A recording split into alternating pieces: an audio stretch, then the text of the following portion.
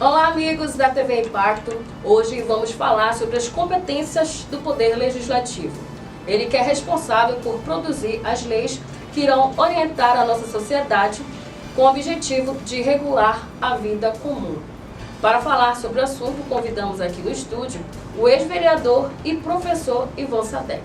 Seja bem-vindo à TV Impacto. Olá. Bom, professor, fale pra gente assim, qual é a função do Poder Legislativo na organização dos três poderes? Ótimo. Veja bem, a sociedade brasileira, o governo está pautado, está, digamos assim, sedimentado em três poderes. É preciso que a gente compreenda, né, que não seja só o legislativo, mas são três poderes. O executivo, que é exercido pelos prefeitos, governadores de estado e presidente da República. Esse é o poder executivo. É aquele poder que é responsável para executar as obras, né? As obras dentro da sua área de governança. Temos o poder legislativo, o nome está dizendo legislativo, que é a Câmara Municipais, as Assembleias Estaduais e a Câmara Federal com o Congresso. O Senado que forma o Congresso. O Senado que forma o Congresso. Então, Câmara Federal e Senado formam o Congresso, a nível isso federal. E temos o poder judiciário, que é o poder que julga, né, que aprecia os acontecimentos, o cumprimento das leis e julga. Então esses três poderes são muito importantes como base da nossa organização governamental. Eles são independentes entre si, como diz a própria Constituição, mas eles são intrínsecos, eles se interrelacionam. O problema hoje na sociedade brasileira é que parece que cada um quer interferir no outro e acaba não exercendo o seu papel. Eu vou me ater naquilo que você perguntou, que é o legislativo. O legislativo é aquele poder que tem uma importância muito grande nessa Constituição. Por quê? Porque é o legislativo que elabora as leis, que faz os projetos, entendeu? Que cobra do executivo a execução, que fiscaliza o executivo, se de fato está cumprindo o que está dito ali. Ele tem um papel extraordinário, porque também, além disso, ele é a voz que vem da sociedade, que vem das comunidades, para ser apresentada no parlamento como anseio daquela população. Entendeu? E ele não vive de promessas, nem pode viver de promessas, mas ele vive, sobretudo, de apresentar projetos. Por isso, ao ser eleito, ele faz um juramento, assim como o executivo também, o judiciário também, todos juram, todos fazem o juramento, muito embora nem sempre cumpram. Mas ele vem como representante das comunidades. Por isso, muitas vezes, quando o mandato é coletivo, que é muito difícil, quase hoje não tem, os mandatos são muito pessoais, muito individuais, com muito estrelismo. Mas quando você tem um mandato coletivo, aquilo que você discute, que você debate, que você ouve o anseio desse coletivo, você tem o apoio aqui fora desse coletivo que lhe dá respaldo aqui dentro do poder, tá certo? Para você fazer. Isso é muito raro. Por quê? Porque o vereador ou o deputado, que é a nível estadual, que é a nível federal, ele se acha como o Todo-Poderoso. O Todo-Poderoso. E nós temos uma doença crônica nessa relação dos poderes. Preste bem atenção. Quem se elege no executivo busca sempre o quê? Formar logo a sua bancada de apoio. Sua base, né? É a sua base. Quer o legislativo como se fosse seu guarda-chuva. E legislativo de jeito algum, não é um guarda-chuva, não é protetor do executivo. Embora ele se relacione harmonicamente, respeitosamente, intrinsecamente, mas ele é independente. Ele não pode querer ser para o executivo um sim senhor. Tá bom. Ele quer isso, a gente faz. Como acontece na maioria do legislativo. Aí o que acontece? O legislativo perde seu papel. Fica desfigurado nessa relação. Por quê? Ele passa a ser como se fosse peça de comércio. Você transforma aquele poder num balcão de negócios, numa bancada de negociados. Basta que você veja aí as notícias de cada dia, né? Agora mesmo você vê a Câmara Federal e o Senado sequestraram praticamente o orçamento da União com 50 bilhões de reais. Para que esse dinheiro? São das emendas impositivas, são as emendas que os deputados fazem, mas que não querem fazer prestações de contas, não querem que seja feito com transparência, como se o dinheiro fosse deles. E quando não é, o dinheiro é público, e todo dinheiro público deve ser prestado conta, deve se usar desse critério da transparência. Não tem nas câmaras, não tem nas assembleias, não tem no Senado e não tem na Câmara Federal. Esse é o nosso grande problema. É por isso que muitas vezes você vê os escândalos pipocarem aqui, ali, acolá. Quando você vê para valer uma investigação por parte da Polícia Federal, que tem trabalhado muito ultimamente, eu queria aproveitar aqui um parênteses para parabenizar a Polícia Federal, a Polícia Rodoviária Federal, que tem trabalhado de uma forma exemplar, imparcialmente, nesse sentido de ir atrás, fiscalizar, vai lá, prende os envolvidos, os que cometem o dolo, o crime. Por quê? Porque não pode continuar na vida pública quem tem essa prática, né? E isso eles têm feito. Agora, lamentavelmente, prende e os outros soltam. Prende e os outros soltam. E aí, muitas vezes, não vigora, não se respeita. O Brasil, por exemplo, é um país que possui um número significativo de leis. E dizem que as nossas leis são muito bem feitas, bem elaboradas, bem trabalhadas, bem confeccionadas. Porém, não respeitamos, não cumprimos, não praticamos.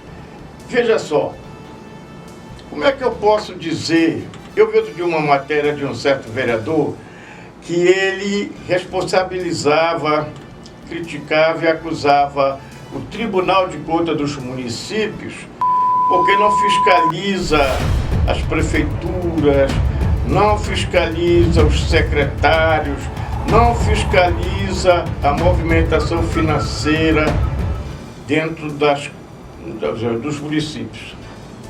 eu pergunto, será que o Tribunal de Contas do município é o único culpado?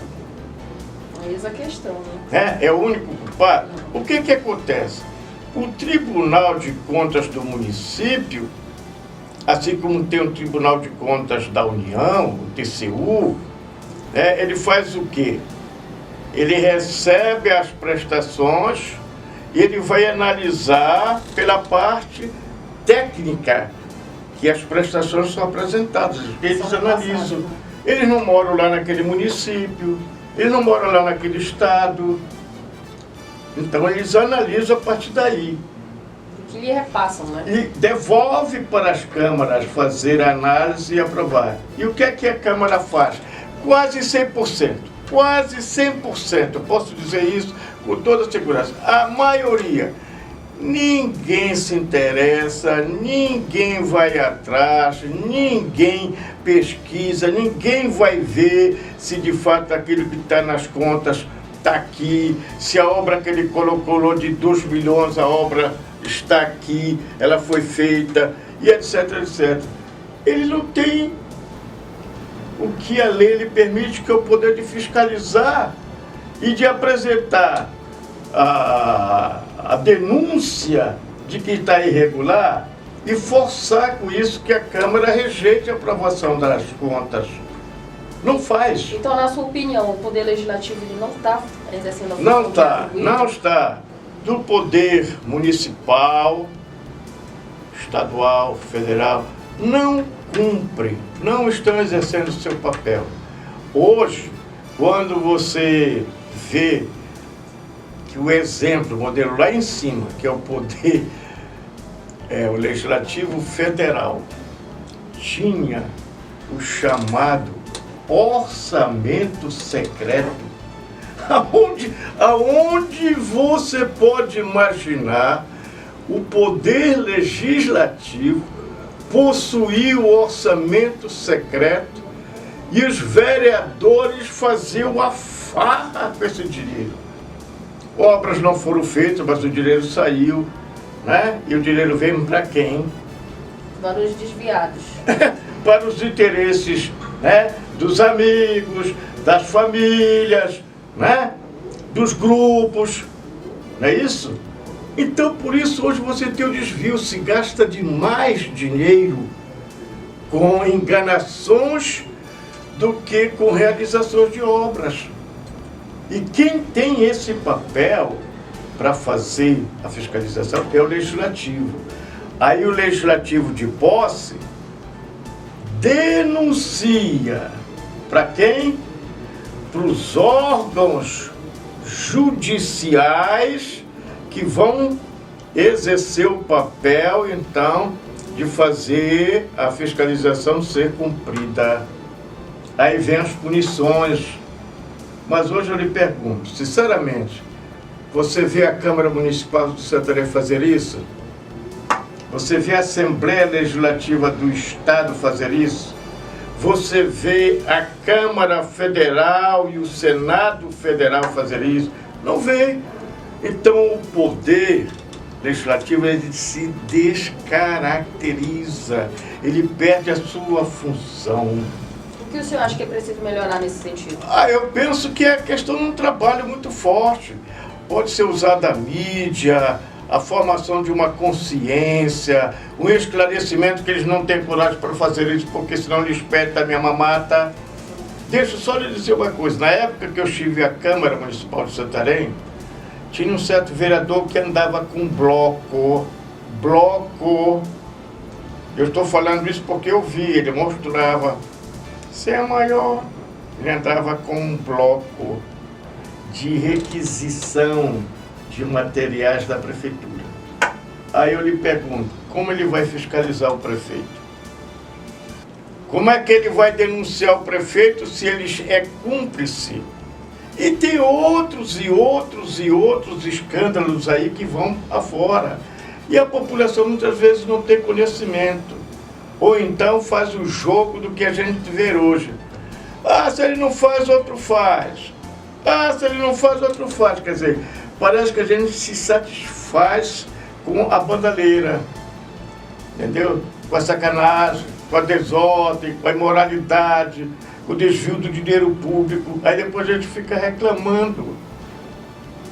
É incompreensível, é inaceitável e é, acima de tudo, injusto o que a grande maioria dos componentes do legislativo praticam. Muitos deles não têm nem noção de qual é o papel deles na Câmara. Fazem o jogo de interesses. Por isso vem todo esse, sabe, esses conchavos, esses acordos aqui. Eu preciso ter um grupo que apoia, que defende. Né? Você imagina o que é o chefe do executivo deixar por conta do legislativo a liberdade toda do financeiro? E aí é que vai. Agora, precisa ser tomada consciência. Por exemplo, 4 em 4 anos, o que se espera? Vamos renovar a Câmara. Vamos renovar a Assembleia Legislativa. Tá? E uma coisa que você, meu caro amigo, irmão, cidadão brasileiro, deixa eu lhe dizer uma coisa. Vereador, deputado, não faz obra. O dinheiro não é dele. O dinheiro é do povo. Ele vai lá dizer que fez essa obra, que fez a praça, que fez a ponte, que fez a escola, que fez isso, que fez aquilo. Não entre nessa. Ele não faz isso. É pura mentira. É puro cinismo. O dinheiro que ele está usando e que ele aparece lá no momento da inauguração não é dele. Ele pode ter interferido, ele pode ter solicitado, ele pode ter trabalhado no sentido que o prefeito, o governador fizesse a obra, mas quem faz é o poder executivo, é o prefeito, é o governador, é o presidente da República. É por isso que nós estamos dizendo que hoje está uma bagunça, está tudo errado. A funcionalidade dos poderes. O poder legislativo é um poder que vem do parlamento. Parlamento é uma palavra que tem a sua raiz, a sua origem do francês. Parler. Parler é falar. Parler é discursar. Parler é debater ideias. Eu desafio para você ir a uma sessão e veja como são feitas as sessões. Será que eles debatem alguma coisa? Discutem. Eles têm fundamento. E às vezes o pior é que quando vão para esse campo se perdem, porque não se preparam para o debate. Não se preparam para ver o assunto na sua dimensão e começa a soltar um monte de bobagem, de besteira, né? Que nada tem a ver. Isso demonstra a falta de preparo. Nós também temos que ver isso. Quem vai ser o nosso representante? Será que ele sabe debater, ele sabe apresentar proposta, ele sabe pelo menos falar? Aí a gente às vezes fala, não, porque ele é meu amigo, é amigo da minha família, ele está me ajudando aqui. Não é assim que se elege, que se escolhe. É por isso que a nossa política, muitas vezes, é isso que você vê aí. E tem muita gente que está desgostosa, chateada, zangada, aborrecida e diz até, eu não quero nem saber, não vou votar porque nenhum presta. Você já ouviu essa expressão? Todos são, já ouviu essa expressão? Todos são farinha do mesmo saco, molhada, podre e fedorenta. Você já ouviu isso? Falar isso aí? Esse ditado popular? um ditado popular. Sim, já ouvi. Que o povo chega ao ponto, não fez diferença, por conta das atitudes. As pessoas estão cansadas, né? E às vezes eles ficam aborrecidos, ficam zangados. Se você não quer ouvir crítica, se você não quer ouvir cobrança e só quer receber tapinhas nas costas, elogios, não se meta. Está entendendo? Eu costumo sempre dizer o seguinte: há três tipos de parlamentares. Aquele que faz o conluio, que conchava, né? Que está sempre do lado do prefeito, do governador e tudo mais, recebe aqui por debaixo. Esse tipo é uma boa parte. Aquele, como diz o outro, nem cheira nem fede, que fica lá e que às vezes, pode ser. Não é muito atuante. Não tem atuação e às vezes o pessoal vai lá e diz que ele é produto de compra fácil. E tem um terceiro, que é aquele que vai para um enfrentamento, que vai para brigar, que vai para defender, que vai para discutir, que vai para propor, que vai para fiscalizar, e esse incomoda muito. Mais atuante, no caso. Mais atuante. Professor, para a gente finalizar, professor, qual é a relação que existe do poder legislativo com os outros poderes da República? A relação deveria ser uma relação harmoniosa, voltada sempre para buscar esse bem comum que a gente fala tanto, porque a palavra politikos, do grego politikos, né, é ação comum. É ação comum. A política é uma ação do bem comum. Então, se tem três poderes, cada um com o seu papel, a sua função, o seu dever, né? Eles deveriam, nessa harmonia, buscar cumprir esse papel na defesa, por exemplo, dos direitos do cidadão, no cumprimento e no respeito das leis, que nem sempre, hoje inclusive virou uma bagunça. Outro dia eu vi um grupo sendo formado para querer formar um grupo que elabore leis acima do Supremo Tribunal Federal. Pensa, um grupo de deputados, porque está incomodado pela ação do Supremo, quer se organizar no sentido de combater as ações do Supremo e fazer leis. Então isso tudo mostra a falta de compreensão, a falta, sobretudo, da sensibilidade.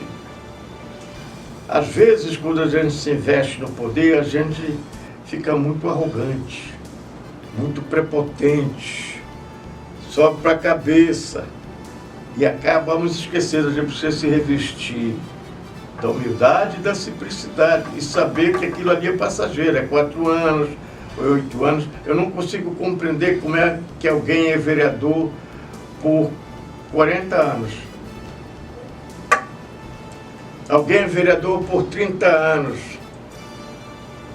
Essa disputa, essa corrida louca para ter o poder é um negócio terrível. Está entendendo? É preciso a gente renovar, é preciso a gente mudar.